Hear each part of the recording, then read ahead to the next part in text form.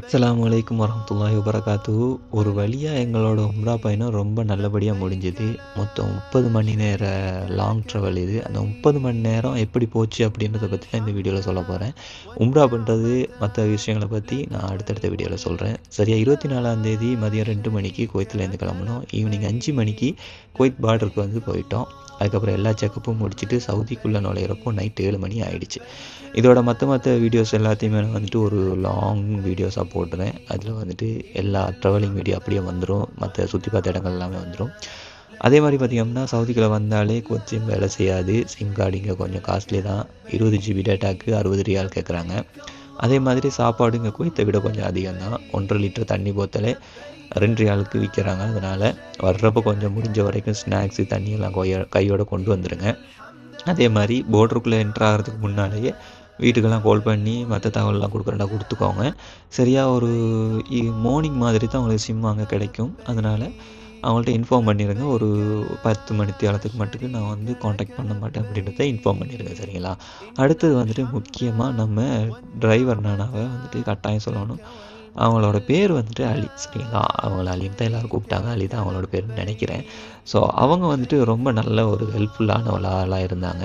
கரெக்டாக தொழுகையான டைமுக்கெல்லாம் நிப்பாட்டினாங்க. நல்ல நீட்டான ரெஸ்ட் ரூம் இருக்கிற இடமா பார்த்து பஸ்ஸையும் நிப்பாட்டினாங்க. எங்கள் எல்லாருக்குமே ரொம்ப ஹெல்ப்ஃபுல்லாகவும் இருந்தாங்க. அல்ஹம்துலில்லாஹ். அந்த மாதிரி ஒரு நல்ல ஒரு நண்பரை அனுப்பி வச்சது அல்லாஹ்வோட கிருபை. தாராளமாக அவங்களுக்கு ஒரு 5 ஸ்டார் கொடுத்துக்கலாம், பரவாயில்ல, அல்ஹம்துலில்லாஹ்.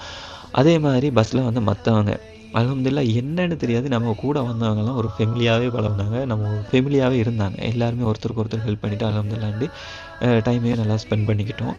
உண்மையிலே சொல்லணும் அப்படின்னாக்கா இப்படி ஒரு டீம் அமையுமா அப்படின்றது கேள்விக்குறியான விஷயம் தான். எல்லாருக்குமே அமையுமான்றது கேள்விக்குறியான விஷயம் தான். ஒரு ஃபெமிலியாக போனதை நினச்சி சந்தோஷமாக இருந்துச்சு. டிசம்பர் 25ஆம் தேதி நைட் 9 மணிக்கு மக்கா வந்து சேர்ந்துட்டோம்.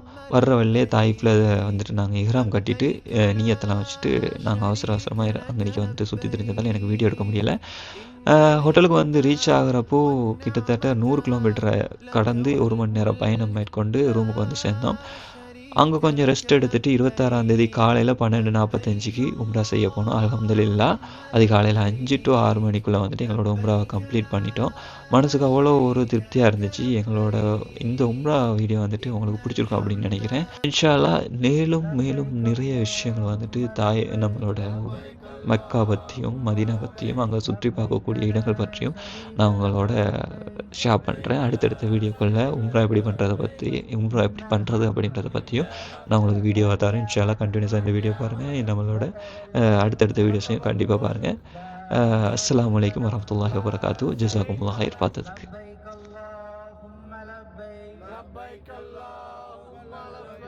لبيك لا شريك لك لبيك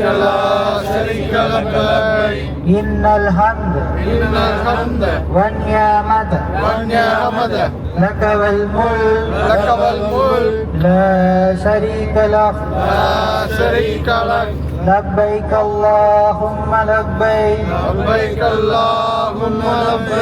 لبيك لا شريك لك لبيك